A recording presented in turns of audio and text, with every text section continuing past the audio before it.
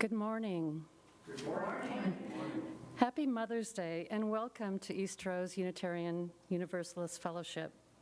My name is Jan Applin Curtis, and we are happy you have chosen to join us in worship today, whether you are here in person or viewing at home online. As a reminder, if you have joys, concerns, or announcements you wish to share, please complete the small form found in the narthex of the church and put it in the offering basket when it comes around a little bit later in the service. If you're participating from home, you can enter in your joy, concern, or announcement in the chat, and that will be shared with us later. Our congregation honors those who first lived on and cared for the land where our church stands. The traditional village sites of the Multnomah, Cathlamet, Chinook, Tualatin, Kalapuya, Molalla, and many other tribes and bands. We honor those original caretakers. Our speaker today is an Eastrose favorite, Master Storyteller Will Hornyak. Cynthia had reminded me that he was the last speaker here live and in person before we shut down due to COVID. And this is his first time back in person since that time. So we're very excited to have him. And today he will be sharing myths, tales, and poems from a variety of oral traditions in honor of she who mothers us all. He considers several aspects of the archetype of the Great Mother as both womb and tomb of life and as embodiment of maiden, mother, and crone.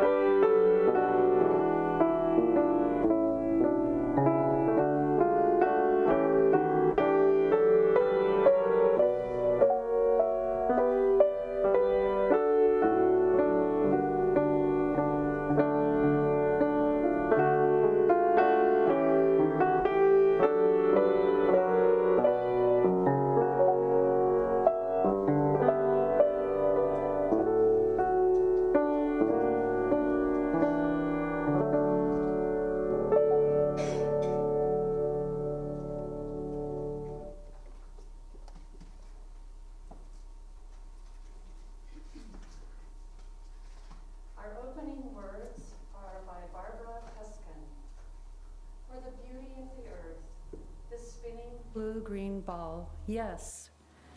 Gaia, mother of everything, we walk gently across your back to come together again. In this place, to remember how we can live, to remember how we are, to create how we will be. Gaia, our home, the lap in which we live, welcome us. Our chalice lighting today, words are by Claudine Olivia. We light this chalice for mothers and mothering, to celebrate those who have taken on the task of nurturing a young one baby, child, or youth into adulthood, to celebrate those who have nourished the light of truth and compassion in growing hearts and minds, to celebrate those who have committed time, money, energy to the growth of others in the world. We light this chalice to celebrate and hold dear this flame of love. Please join us in singing our opening hymn, Mother Earth, Beloved Garden. The words will be on the screen.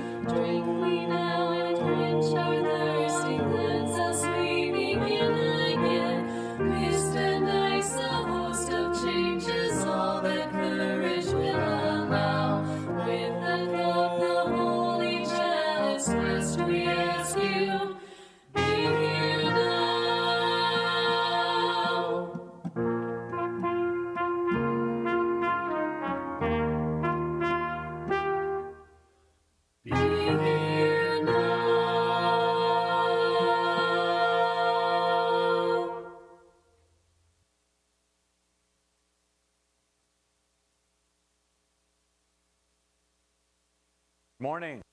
Morning. People, yeah. Face to face. Let's give ourselves a hand. The strangest thing on living online and doing programs online is that I'm in my basement, you know, and I have gallery view, so I have a chance to talk to everybody. But then at the end, I hit the little button and everybody disappears. And it's like, were they even there? Did this really happen? You know, so I look forward not only to sharing with you today, but also to hanging out after and having a cup of coffee and you know, some social time. Thank you so much for that beautiful poem and song behind us. One thing I really appreciate about coming to Eastrose is all the time and effort that's put into the setting of the services. All the work in finding music and poetry. And that is a beautiful poem. And it's in the spirit of a little story that I have, a story for all ages. I heard this from mythologist, storyteller Michael Meade, but he attributed it to an old myth from the White Mountain Apache. And one way of thinking about a myth, Joseph Campbell's words, is it's a story that's not true, that tells the truth better than the truth could tell. Okay? And if that's not strange enough already, a fifth grade boy gave me an even better definition of a myth. I had taught mythology in the fifth grade class for a week. And when I finished, at the end, I said, so can anybody tell me what a myth is? And a little boy raised his hand, and I said, yes, Tim, what's a myth? And he said, Mr. Hornyak, those are those stories you tell that aren't true, that keep happening again and again and again, right? It's like, you got it, that's perfect, right? So here's one of those stories. They say that in the long, long, long ago time, deep in the mountains, there was a great cave. And in the cave, there was an ancient, ancient, ancient woman. She had been there since the beginning of time, and her name was Weaver Woman. And Weaver Woman was always weaving this beautiful, beautiful cloak. Constantly, day and night, she wove. And they say without Weaver Woman weaving that cloak, there would be no grasses upon the earth, no roots, no shoots, no trees, no growing corn. For she was the primal creative force. But at times, Weaver Woman, she had to leave the weaving. She had to put the weaving down and get up. And she was so old that she would shuffle over to another side of the cave where she had a cauldron. She was always making a stew, you know. And they say without Weaver Woman making the stew, there would be no nourishment in the world. There would be no food, no sustenance, nothing for us to eat. But while she was stirring the cauldron, there was always this big black dog just outside the cave. And he always knew the exact moment when she had left the weaving behind. And the black dog would steal in, and he would tear up some of the weaving, and then he would make his way out. And she would come back, and she would say, she would say, look what that dog has done. And she would sit down, she would pick up the weaving, and then she would weave life back into life again, and she would mend, and she would weave all over again. And they say, oftentimes, the mending that she made was even more beautiful than what she had done before. That's the way it has always been. The White Mountain Apache say that's the way it will always be. And because of that, they say all praise to Weaver Woman. And some praise to the black dog as well. And that's the story.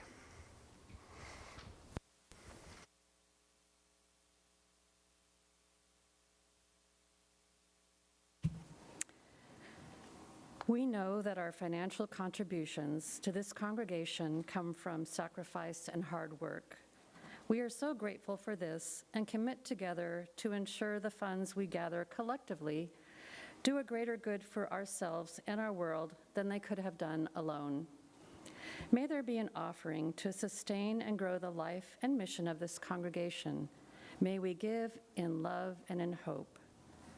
Half of this week's offering supports East County Rising, whose mission is to engage, energize, and elevate East Multnomah County by transforming government to better reflect and represent East County's diverse and progressive community.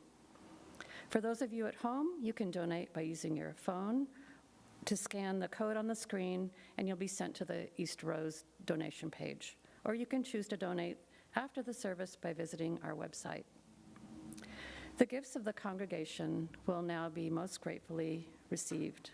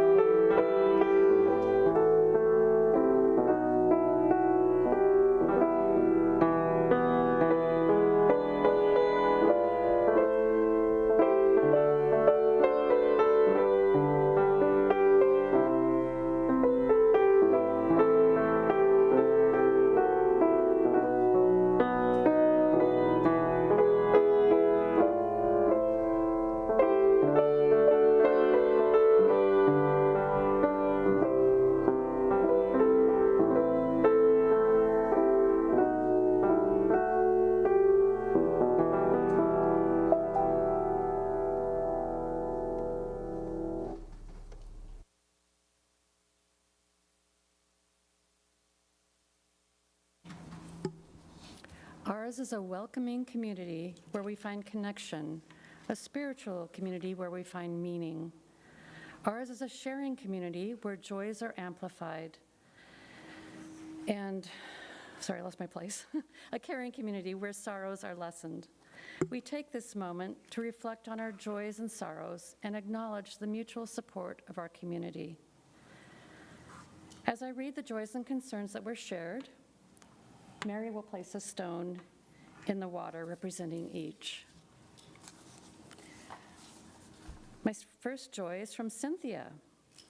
The latest treatment for my back pain has made me almost pain-free for the first time in 10 months. That is wonderful news. That's great.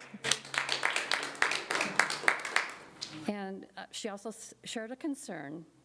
Even before the Supreme Court decides on Roe versus Wade, the erosion of a woman's right to choose is what is best for her own body upsets and angers me. Yeah, I think we can all share that concern, Cynthia. From Karen. Karen has a joy. She completed the Lilac Run yesterday, coming in first in her age class. That is wonderful, Karen.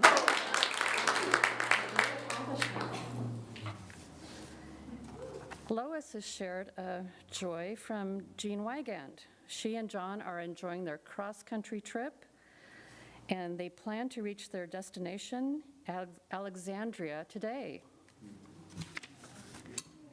Okay, and we have an online submission from Katie. Katie wants to report how grateful everyone is to tune in online. See, Katie, Char, Phyllis. Phyllis is in Fairbanks, Alaska, and tuning in. That's great. Sue, the Cashes, Zach, is it Zana, Jack, and Holly from Camas. So we've got a big group of people watching online today. That's great.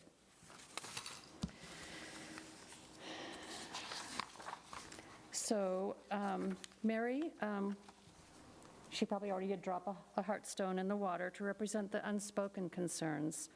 May we remember those who have spoken, those they have named, and those we hold in silence in our hearts. These joys and sorrows, spoken and unspoken, weave us together in the fabric of community.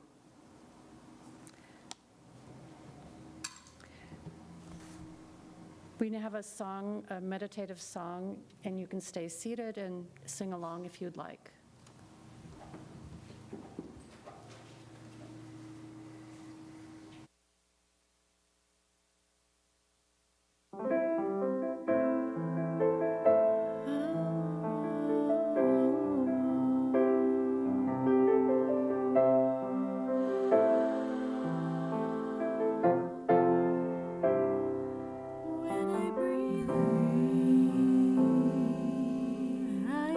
Breathe in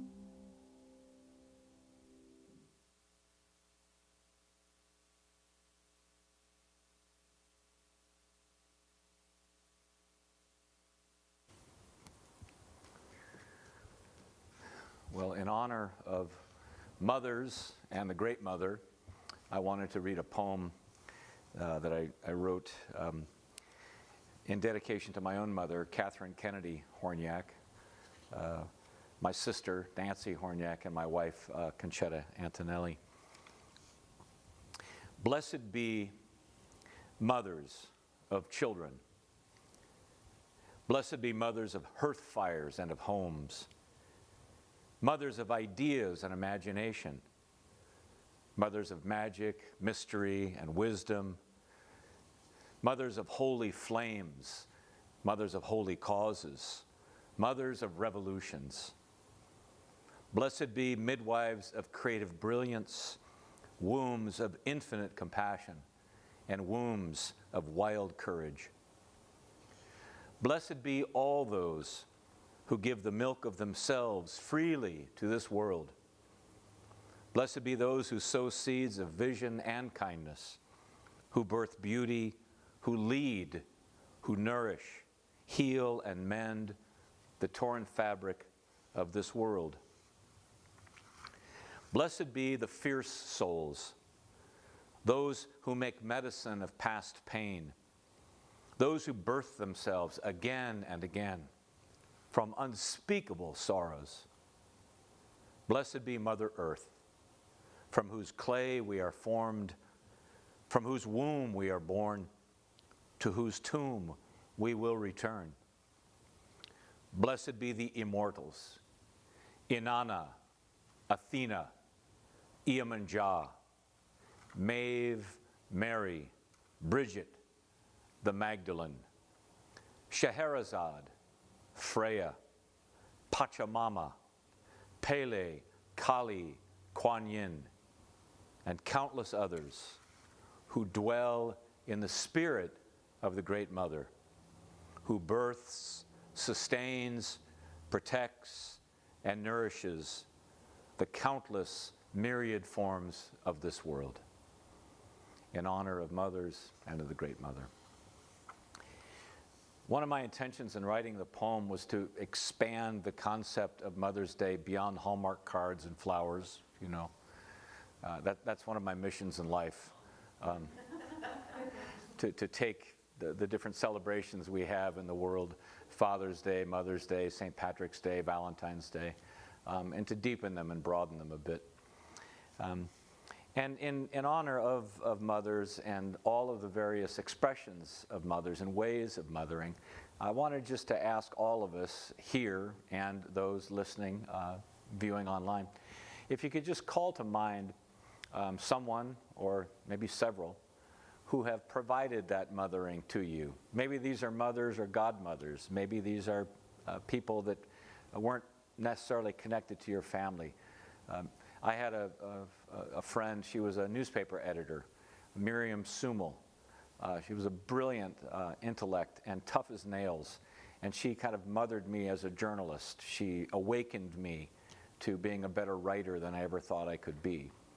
I had an uncle, my Uncle Larry, who mothered my love for cooking and serving people. He was the first person that, shoulder to shoulder with me, taught me how to clean shrimp, you know, and make French fries from scratch. And he just had this nourishing quality about him. Even though he was tough as nails too. So anyway, I'd like you to, if you could just call to mind somebody like that, and then when you have that person in mind, just turn to someone next to you and say who that was and maybe one quality that they showed you, or one gift they gave you. And I'll just start. My mother, Catherine Kennedy Hornyak, she was a fierce Irish woman. One gift she gave me was she loved words and language, and she loved to go to parties. So just call that to mind and then turn to someone next to you, and we'll just spend a moment doing that, just to bring the different mothers in mind.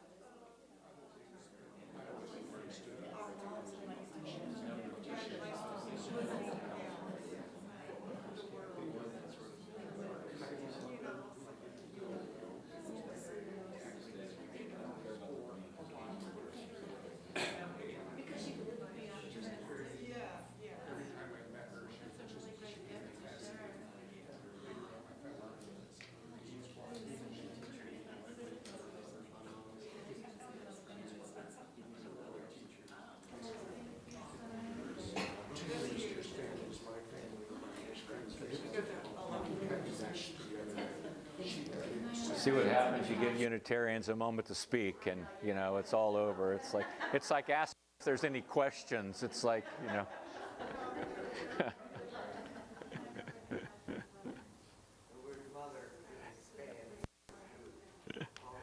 Thank you for spending some time, and it's nice just to bring all of those dear souls into the room with us now, because they always are with us.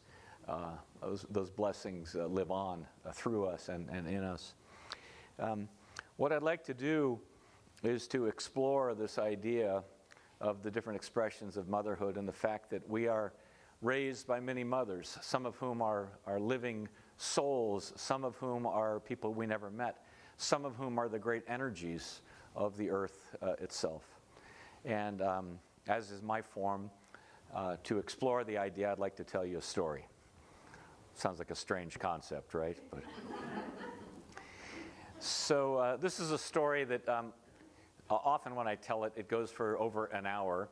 But every storyteller worth their salt has to have a 2-minute, 10-minute, 20-minute version of every story they tell, right? So I'll try to shrink it into shape.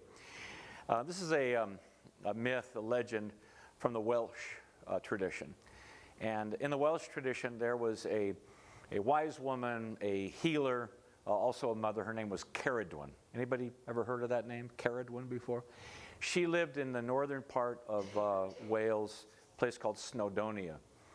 And she had 2 children. She had a daughter, Cyrwi, very bright, lovely, beautiful, intelligent young lady. And then her son, Agadu. He was born deformed. They say his face looked like a twisted root. And as he grew, people turned away from him. And as people turned away from him, he turned into himself, and he became very withdrawn. And of course, Ceridwen, his mother, loved her son and worried after him. And one day she said, I will use my practice powers. I will use my practice powers to give to my son a singing heart and a brilliant mind. Because even though people may turn away from his face, they will not be able to turn away from the beauty of his ideas and the beautiful expressions that he brings to the world.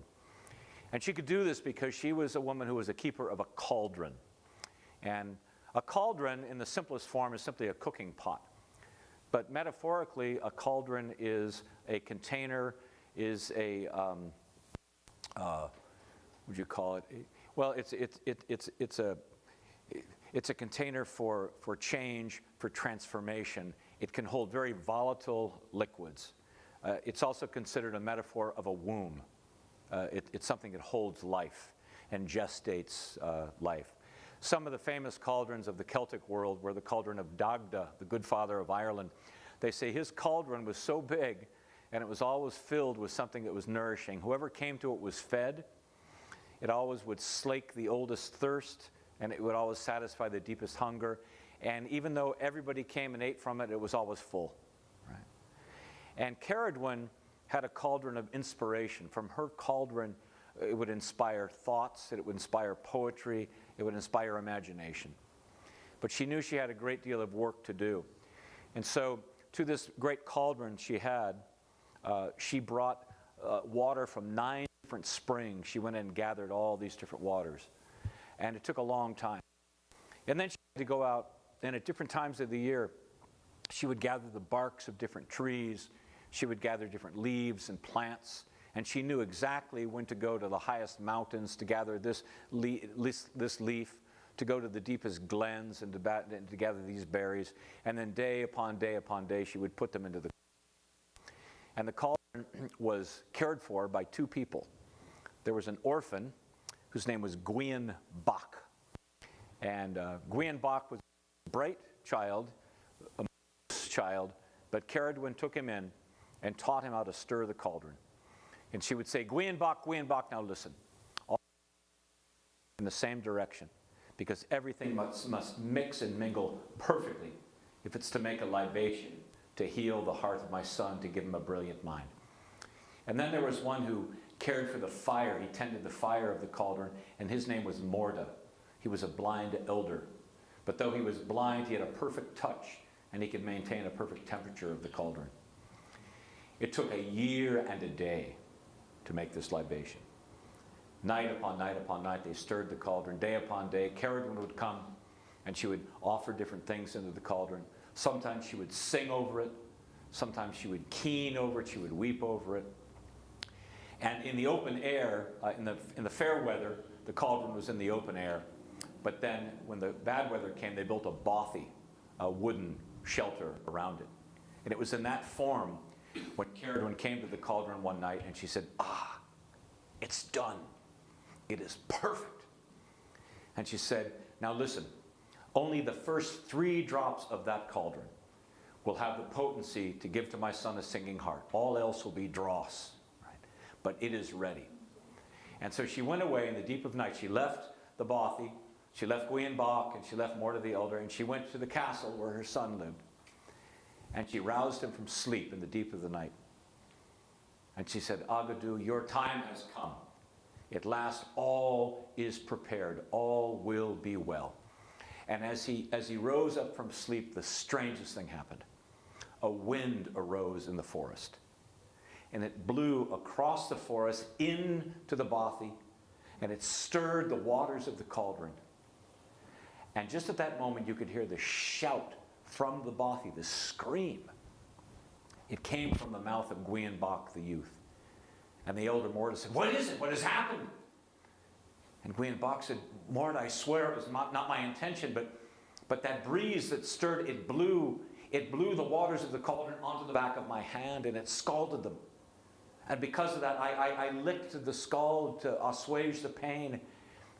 And I believe that those gifts of wisdom and insight have been given to me, because he was on fire with an insight and a knowing in his body and his brain he'd never had before." And he said, "But Morta, I swear I didn't intend to take it." And Morta said, "You listen to me, Gwion Bach. What we intend in this world and what happens to us are rarely one and the same thing." He said, "For some reason, the fates of the world has blown the gifts of a singing heart, a brilliant mind to you. And now you must use that gift to get yourself away and to find a place in the world that's meant for you. Because Ceridwen will come for you. And even though you had no intention, she will be enraged." So Gwion Bach, he listened to the elder, and he ran out of the bothy, and he ran through the woods. And sure enough, when Ceridwen returned to the bothy and she saw what had happened, she took her staff and she smashed the cauldron, and the water, it fled everywhere. And they say that in that place today, nothing still grows.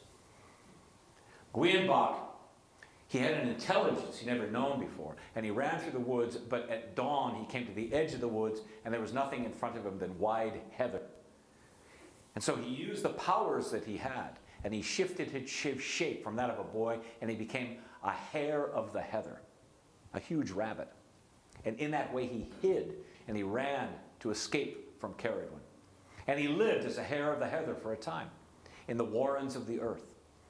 But after a while, she found out what had happened, and she turned herself into a great black wolfhound and came after him. Because there's no way you're going to escape a vengeful goddess, are you? No. And after a while, he went fleeing from her, but she was right on his tail. And so he came to the edge of a cliff, and he leapt off the cliff into a stream. And he used the powers that he had now to shift his shape into that of a salmon of the sea. And away he swam. But in time, of course, she became a black seal and came after him. And just as she swam up to take a bite out of his belly, he leapt as a salmon into the air, sprouted wings, and became a skylark. And now he was flying through the air, and he lived as a skylark of the air for some time.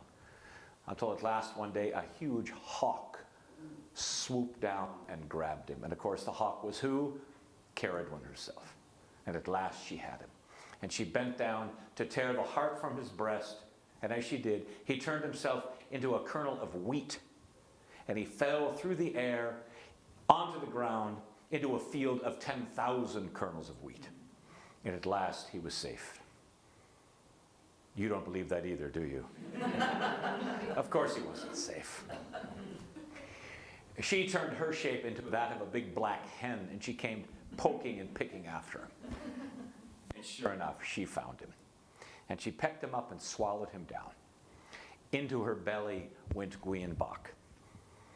And that was the end of Gwienbach the boy. But it was not the end of Gwienbach. For he used the powers inside of himself to move himself from her belly into her womb, and now she grew pregnant with child. And she knew who this was, and she was enraged. And they say she took a knife and she sharpened it upon the hardened stone that her heart had become, and she waited for him. And just as he came out of her womb, she took the infant and put knife to his throat. And just at that moment, he opened his eyes. And she could see one of those eyes was exactly like her own, looking right at him. And the other eye was the eye of Gwienbach. And in that instant, she stayed the knife and put it down. And in that moment, the child began to cry and weep. And she did what any woman would. She put the child to her breast and nursed him. But in time, she said, Gwienbach, Gwienbach, I cannot care for you. For if I brought you into my home, in time my own son Agadu would become angered. I cannot do this. We must find another way. And so this is what she did. She went down to the sea and she found a seal skin and she brought it back and she made it into a beautiful pouch. And she put the infant Gwienbach into the pouch.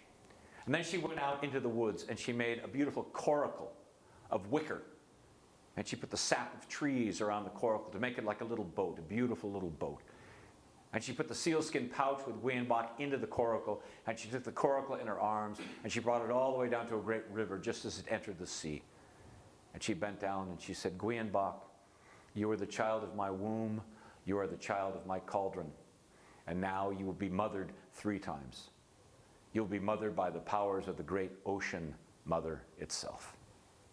For the currents and the winds and the waves, they have their wisdom, and they will carry you to a place in this world for you.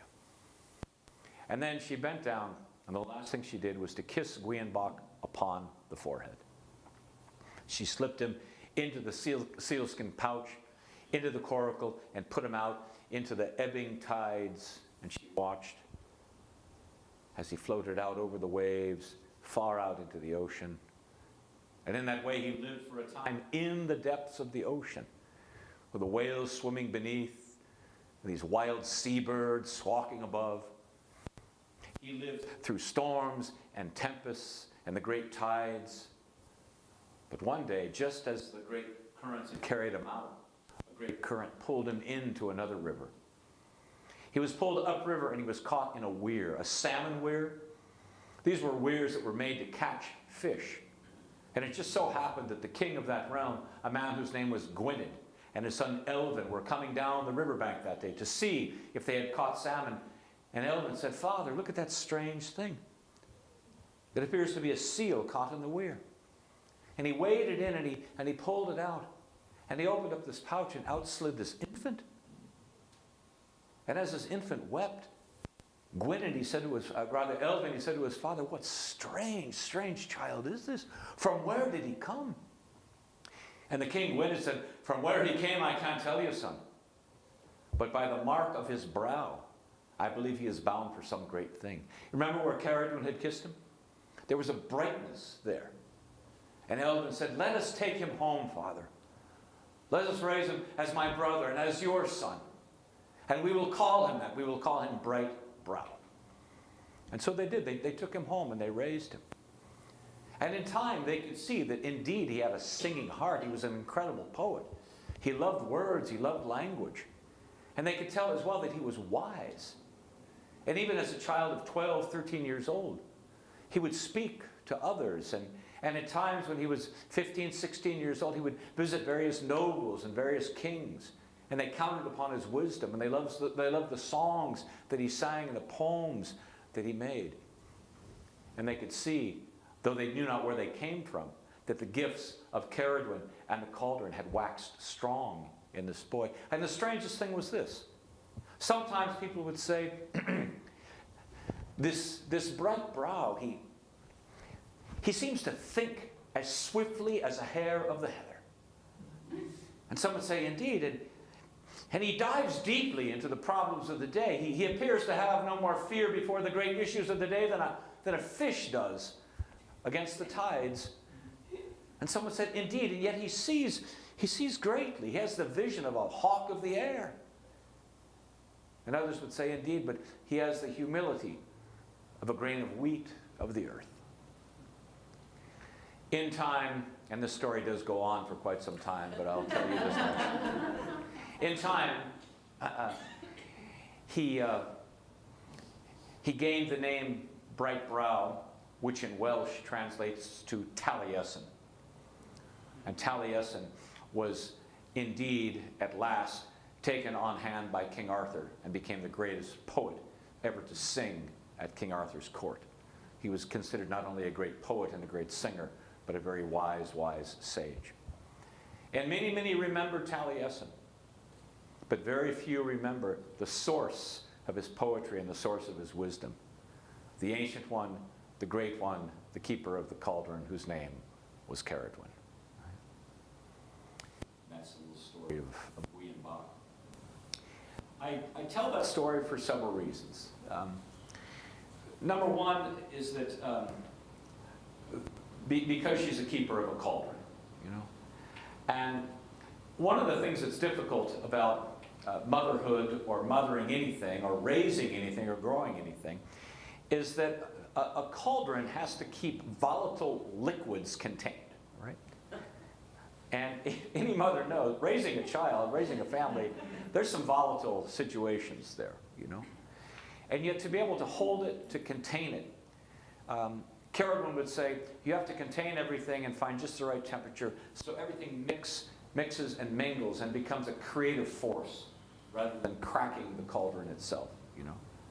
Now, one thing I call attention to here at Eastrose, especially over the last couple of years, are the women, and I know there are men too, but I just mentioned Cynthia, Phyllis, Jan, Katie, Mary, Patty, and I know there's others, that have kept the cauldron of this place through difficult times. It has not been easy.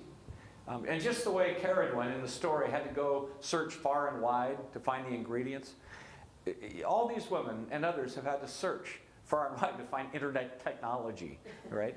To learn about Zoom, all this weird stuff, you know. Why? Because they cared so much for this container, right? And this, of course, is a cauldron. This is a container of creativity, a spiritual cauldron, you might say. The other thing, too, to remember is that there's pain in motherhood, and oftentimes we cannot control the lives of our children. We intend the best for them. We want the best for them. But life has its own way, and children have their own fate.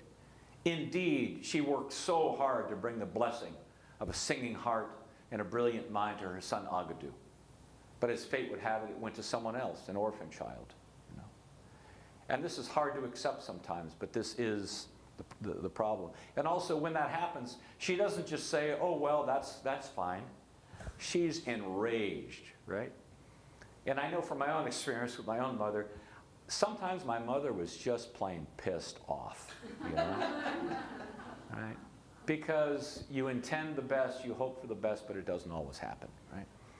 But one thing I like about the story is this, is the paradoxical nature of it. She chases after him. As a dog, she becomes a seal, she becomes a hawk, she becomes a great black hen. She does whatever she has to do, right, to pursue him. And yet, on one hand, it feels like torture, it feels like a wounding. On the other hand, what does it do?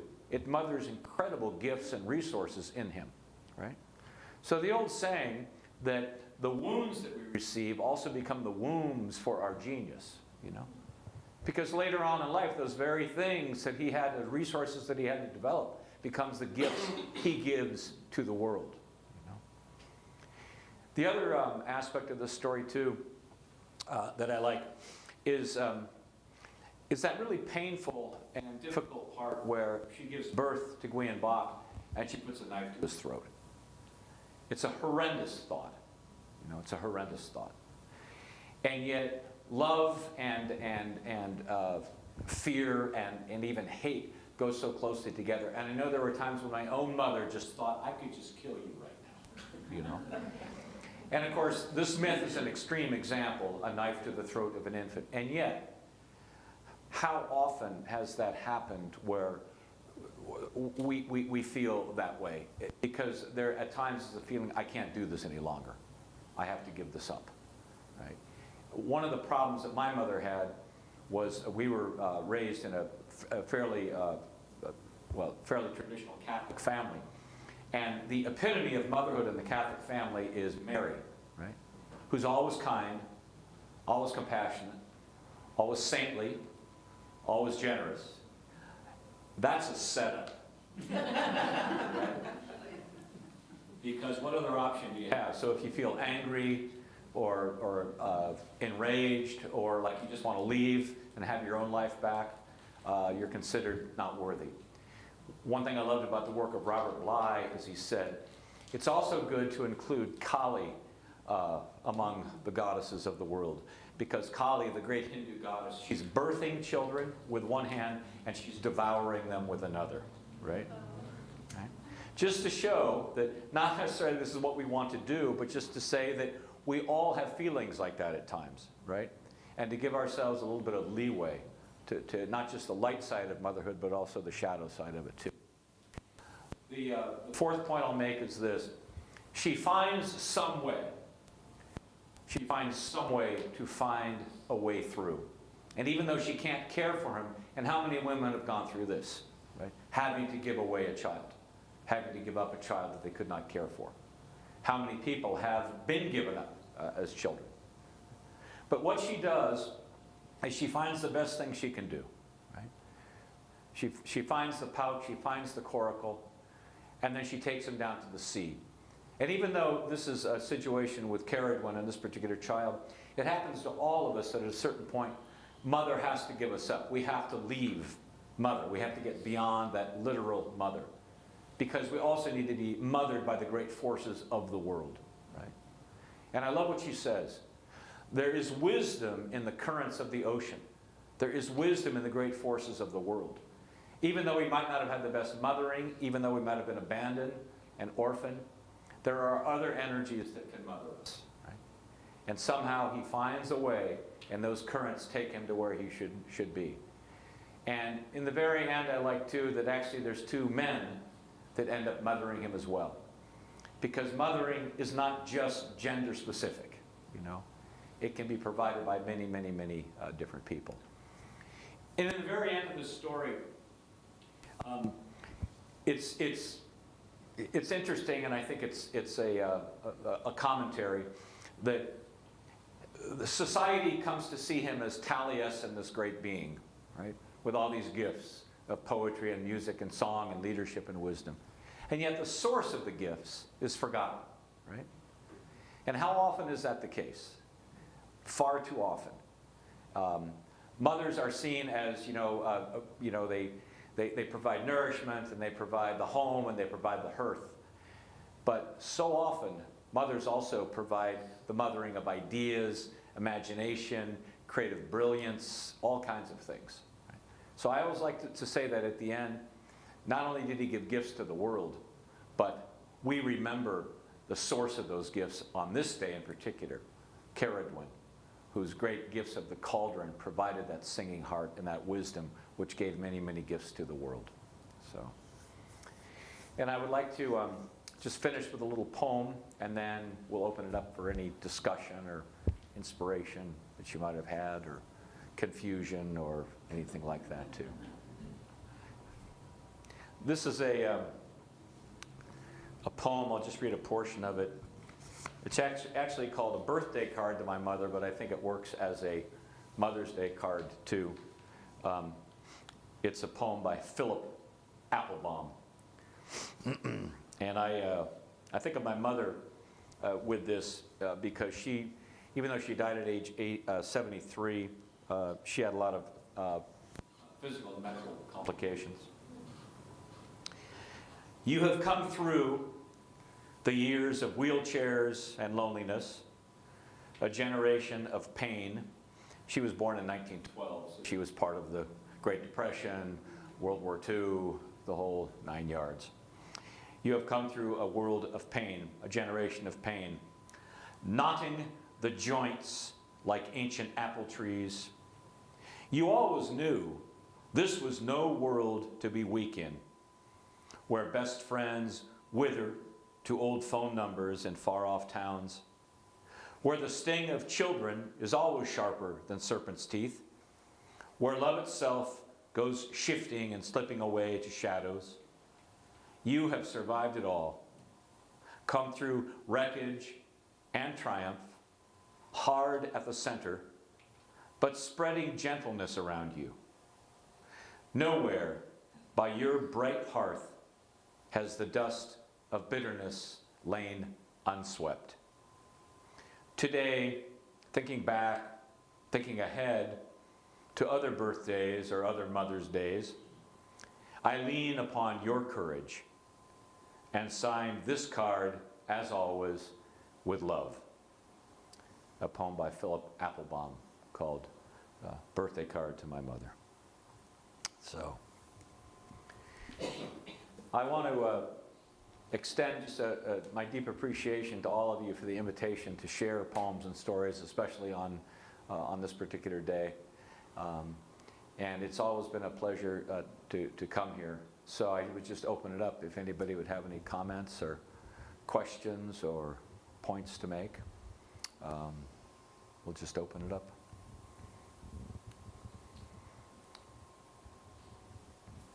Silence reign. Yes? I really appreciate the inclusion of the idea of mother.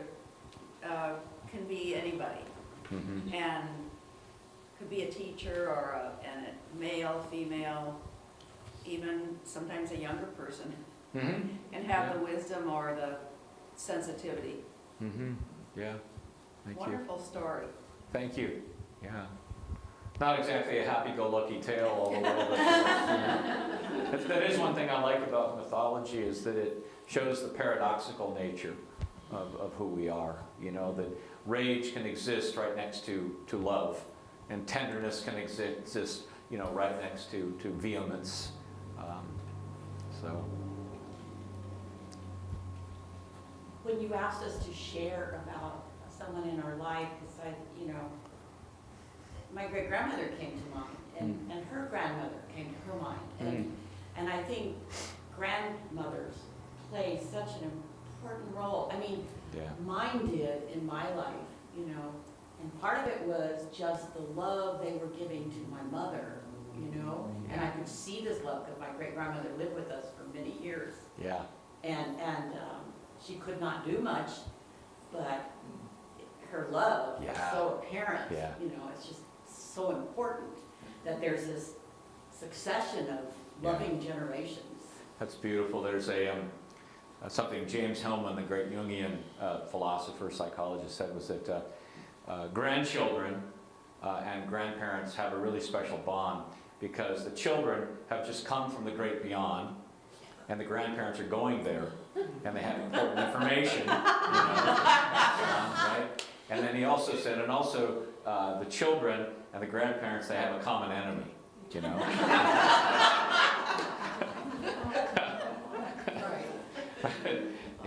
It reminded me too, Cynthia, as you were speaking of the term godmother, you know, and godfather, that there was a specific designation as one who was responsible for noticing the spirit, the indwelling spirit or the soul or the godliness in that particular being and drawing it forward, you know. And I think grandmothers and grandfathers, that's something that they do too.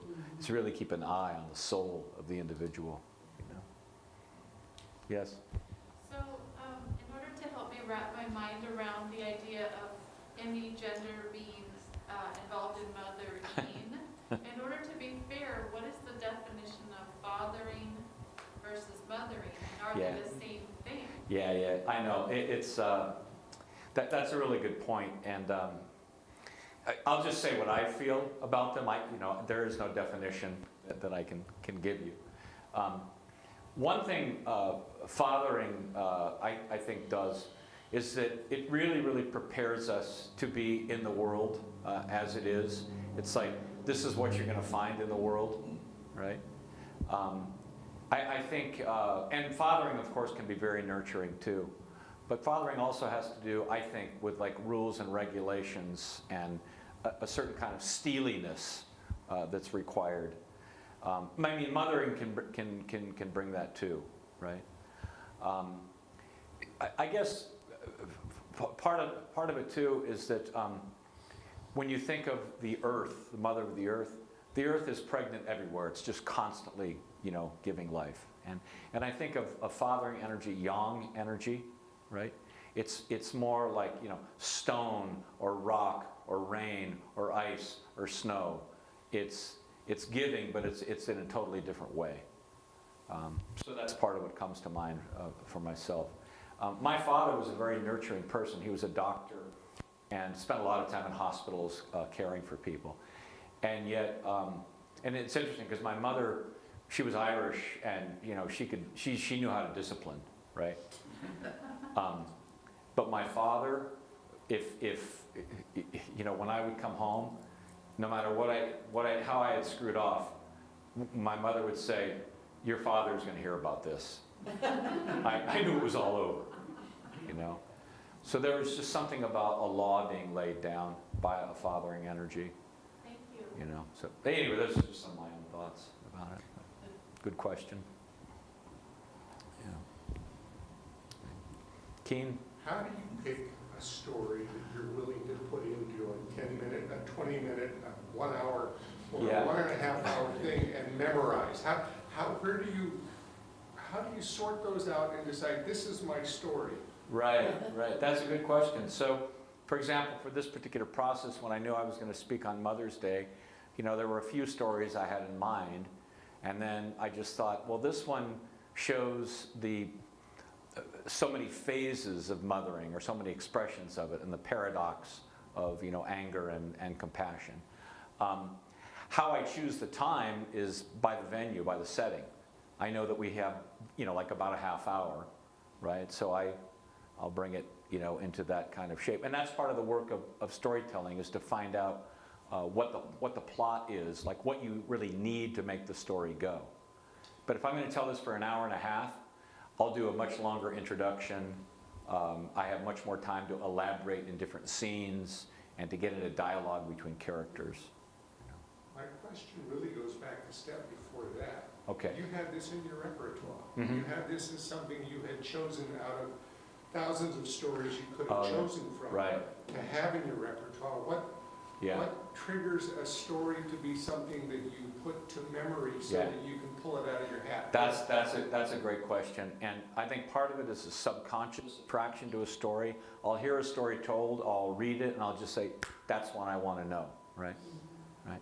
And I think one of the reasons that attracted me to this story was the idea of the cauldron. You know, I love that idea of a container that can inspire poetry, but also can feed people. A container that can create healing, you know. So I love that image. And then I like the idea of the wise woman who's, you know, both tough as nails, right, and very wise, and also she's a mother. She's very, very caring, too. But what goes into that decision, that's why I say part of it is subconscious. I'm just attracted to certain stories and not attracted to others. And a friend of mine, a storyteller I studied with, Susan Strauss, she once said, some stories, for whatever reason, stick to you like a burr. It's not even like you picked them, it's like they picked you. It's like, hey, me, remember me? Tell me. You know? So that's as close as I can get as a response to you. But once, Keen, one thing I'll say is that once you have a story like that you really want to tell, the wind is at your back. You know, that's the most important part of story selection, because you're going to be in relationship with this thing for a while. You know, so you want to know, this is really something I want to work with. You know, you were going to say? I noted, along the same lines, I was happy to see that you included in the list of varying kinds of goddesses and mothers and people who were influential, Scheherazade. Yeah. Now that was your writing, wasn't it? Yeah, that was, yeah. I'm glad that you included Scheherazade. Oh, God, thank you. I know, she's not technically a goddess, but to me she is, so I put her in the pantheon. Me too. You're welcome. Yes? I just have a little story. My mother, when I was maybe in high school, there were 6 children, 4 older than 2 younger ones, and she decided it was time for her to figure herself out a little bit. We were in Michigan, and so Dad took more of a relationship, created more of a relationship with the 2 younger ones. Wow. And he was sort of a mother figure to them during those years. And my younger sister told me very recently, which I had never heard this before, that he had told her near the end of his life that he regretted not being more involved with the other of us. That he interesting. really got a lot out of the relationships that he Yeah. created with the 2 younger ones. That's a beautiful story. Yeah. Beautiful story. Yeah. Yeah. I know. I think that you know, as a man, when I've been put in positions or found myself in positions where I had to nourish more and nurture more, I've grown more. You know, and I think from what I know, the women that I know closest to me in my own life, they found themselves growing when they've had to like take on more, you know, whatever male quote, you know, responsibilities. I worked as a carpenter for years, and one of the guys on the job, Jake Good was his name. He was about 10 years older than I was. He was a medic in Vietnam. Three Purple Hearts. Very, you know, pulled people off the battlefield and stuff. But he was one of these guys that was so tender, and like he'd been through it all. He'd seen everything. And one day, I was the lead carpenter on the job, and we formed up to pour concrete. And this was a big building, 30 yards of concrete. There were 7 concrete trucks lined up, backing up. And one of the forms split, you know, and concrete just went sloughing off everywhere. And, you know, we had to hustle to finish the job. And I felt terrible because I was the lead carpenter, you know. And I was raised Catholic, so if there's any guilt floating around, I'll find it anyway, you know. But now I was the worst person that ever lived and probably was going to go to hell anyway. And Jake found me one day, a couple days after that, and he said, "Boy, you really screwed that one up, didn't you?" And I said, "Oh, yeah." And I thought he was going to tell me, like, how I should have done it. And he said, "You want to hear about a real screw-up?" I said, "Okay." He said, "Yeah." He goes, "I was a framer. You remember the Alaska pipeline in the 70s and 80s, you know, huge pipeline?" He said they couldn't get enough housing up there in Alaska. So we framed up 30 houses. We built them on barges in Portland, down on the wharf. And these were houses that were, you know, built with furniture in them, and they were going to barge them all the way up. But he said we framed up the houses, and we were going to put sheathing on top of the roof, you know, plywood sheathing. And he said, "But I had a brilliant idea. Usually you put the plywood on, and then later on you go on and put the insulation up. You know, this is going to be in cold weather, so they were going to have like 12 inches of insulation." Jake said, "I had a brilliant idea. Let's roll out all the pink insulation on the framing, and then we'll put the plywood on it, because it'll save thousands of dollars and hundreds of man hours." And so that's what they did. And then the next day it poured rain, right? Destroyed all the insulation, ruined everything, cost hundreds of man hours, cost thousands and thousands of dollars. And I said, "You did that?" He goes, "Oh yeah." He goes, "Let me tell you something else. Until you really screw something up, you're not going to be worth your salt. So welcome to the club." So, to me, that was mothering. Yeah. You know, like they put an arm around me and like, you know. So he was like a, you know, a mentor in that way, in that sense. So, well, thank you for the comments. And, oh, thank you very much. Great to be here. Hope we don't shut down again. No, don't even think about it. Should I get ready to do the... Song first. Okay.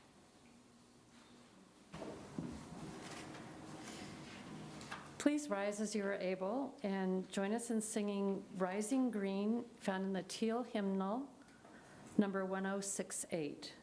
And words are also, will be on the slides.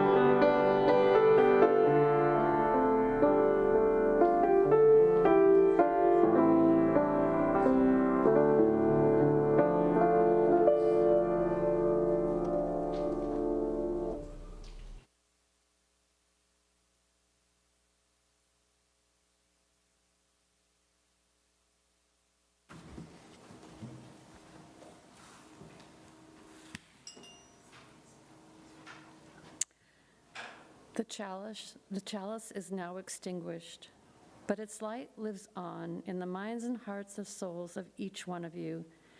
Carry the flame with you as you leave this place and share it with those you know, with those you love, and especially with those you have yet to meet. Thank you all.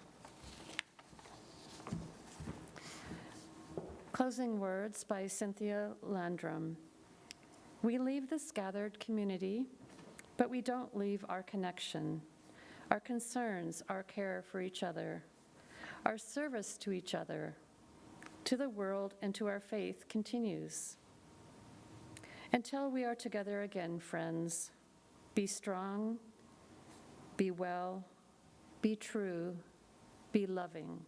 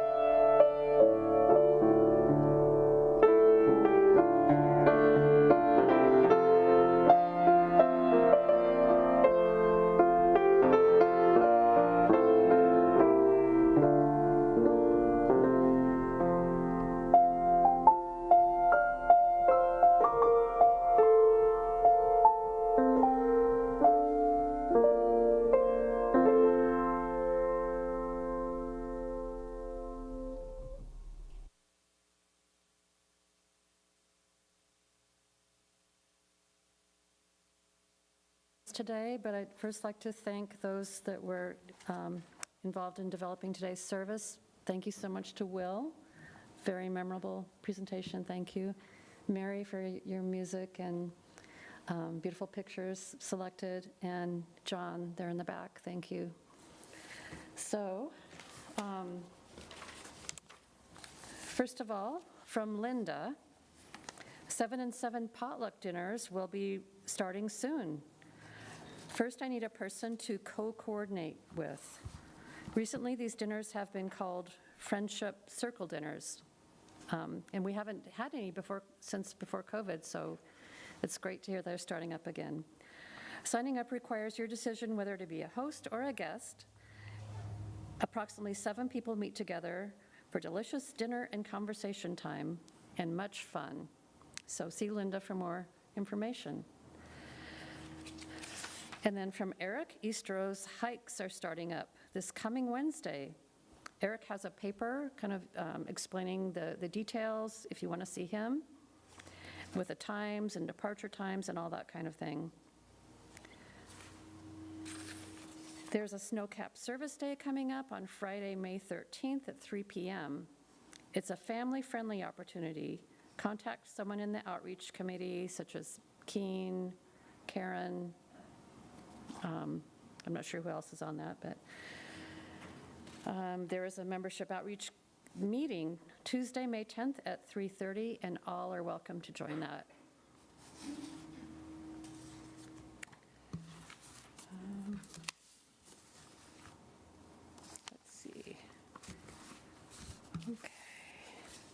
Please join us next week. Reverend Patty will be speaking on Eastrose Looking Forward. What will Eastrose look like this summer and at the start of the new program year and beyond? She will review our last 8 years together as she is nearing retirement in June. Also, the congregational meeting will be held next week after church at 12:15. All members are encouraged to attend this important meeting. We will be voting on new board members. There are also other announcements in the pedals. Be sure and take a look at that each week. This concludes today's service. Please stay tuned please stay here for visiting time and coffee. Those of you at home are invited to click on the link to join a Zoom cafe conversation time. Thank you all for coming today, whether you were here in person or online.